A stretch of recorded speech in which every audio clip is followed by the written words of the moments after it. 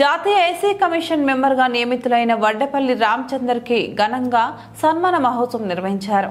భారత రాష్ట్రపతి చే నేషనల్ ఎస్పీ కమిషన్ మెంబర్గా నియమితులై తొలిసారి గోదావరికని పారిశ్రామిక ప్రాంతానికి వచ్చిన సందర్భంగా గోదావరికని స్థానిక hiking conference hall all India Ambedkar యువజన సంఘం మరియు తెలంగాణ అంబేద్కర్ భవన నిర్మాణ కమిటీ చారిటబుల్ ట్రస్ట్ గోదావరికని ఆధ్వర్యంలో వడ్డేపల్లి రామచందర్ ను ఘనంగా ఆత్మీయ సన్మానం కార్యక్రమం ఏర్పాటు చేశారు.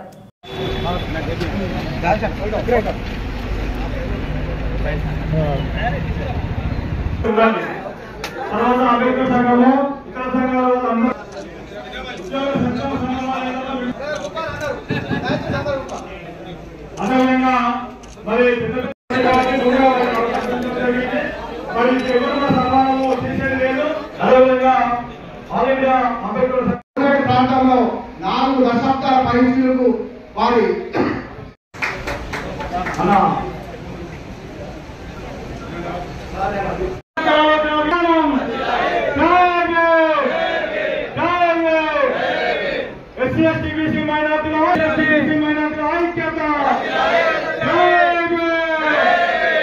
అధికారిక హోదా లభించడం,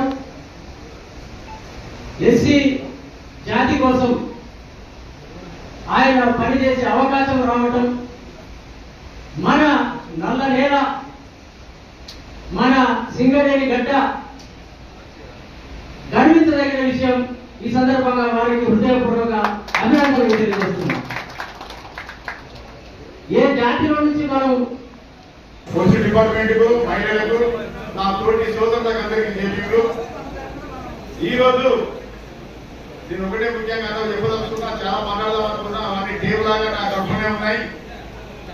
భారత రాజ్యాంగం వర్ధిల్లాలి, భారత ప్రజలు బాగుపడాలి, అది అంబేద్కర్ కొటేషన్. కాబట్టి ఈరోజు సమస్యలు ఎస్సీ ఎస్టీలకు ఏ సమస్యలు ఉన్నాయో ఆ సమస్యల మీద ఖచ్చితంగా అన్నగారు స్పందిస్తూ సింగరేణిలో కానీ మున్సిపల్లో కానీ ప్రతి సమస్యలు ఉన్నాయి. చాలా మంది 3 రోజులు మాకు చెప్పడం కూడా జరిగింది. ఆ సమస్యల మీద మీరు దృష్టి పెట్టి ఖచ్చితంగా వాళ్ళ కష్టాలు ఏవైతే ఉన్నాయో వాళ్ళని తీర్చాలని చెప్పి కోరుకుంటూ ఈ టైం కేటాయిస్తూ వాళ్ళతో ఖచ్చితంగా పనిచేయవలసిందిగా కోరుకుంటూ జేబీలు ముగిస్తుంది. ఈ గోదావరి ప్రాంతంలో ఒక 2 సంఘటనలు చెప్పి నేను ఊహించే సభాధ్యక్షుడికి కమిషన్ సభ్యులంటే ఆశామాషి కాదు.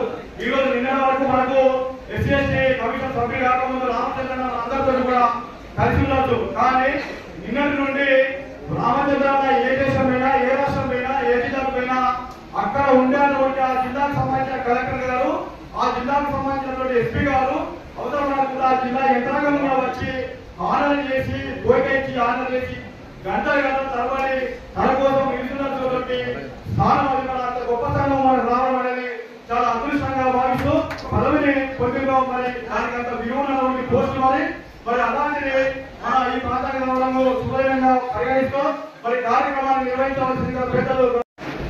భారతదేశంలో రాజ్యాంగంలో అమలులో ఉన్నది.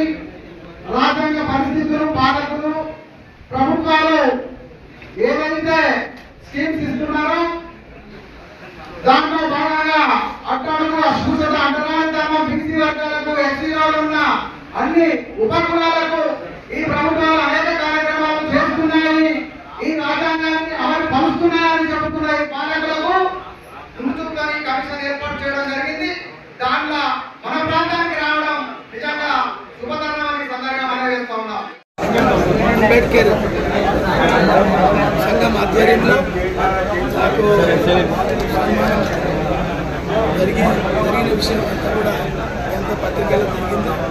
ఈ యొక్క భారత ప్రభుత్వం, ద్రౌపది ముర్ము గారు, నరేంద్ర మోడీ గారు యొక్క సిఫారసుల మేరకు భారత ప్రభుత్వం ఎస్సీ కమిషన్ ఈ యొక్క రాష్ట్రంలో, ఈ తెలంగాణ రాష్ట్రంలో, ఈ దక్షిణాది రాష్ట్రాలలో దళితులకు ఏ కష్టాలు జరిగినా దళితులను ఎవరైనా పోలీసులు కానీ, అధిక వర్గాలు కానీ ఏదైనా బెదిరింపులు చేసిన ఎస్సీ ఎస్టీ కేసు ఎంత పెద్ద అధికారి అయినా నేను విడిచిపెట్టనని మీ అందరికి తెలియజేస్తున్నాను. ఈ యొక్క వేదిక ద్వారా మీ అందరికీ కూడా నేను మీ ప్రెస్ ద్వారా తెలియజేసేది ఏంటంటే ఎస్సీ ఎస్టీ అట్రాసిటీ యాక్ట్ కానీ యొక్క మర్డర్లు కానీ అత్యాచారాలు కానీ అండ్ భూముల జాగల విషయంలో వాళ్లకు కబ్జాలు వాళ్ళ భూములను కబ్జాలు చేసిన నేను వాళ్ళని విడిచిపెట్టినని నాకు ఎస్సీ కమిషన్ పూర్తి జుడిషియల్ పవర్ ఉంది కాబట్టి నేను చేస్తానని ప్రామిస్ చేస్తున్నా. సోదరులు ఎవరైనా కూడా నా దగ్గరికి వచ్చి మాది ఢిల్లీ కానీ నాకు ఫోన్ ద్వారా కానీ చేస్తారని వాళ్ళకి సాయం చేయడానికి సిద్ధంగా ఉన్నాను తెలియజేస్తున్నా. Thank you. జై హింద్.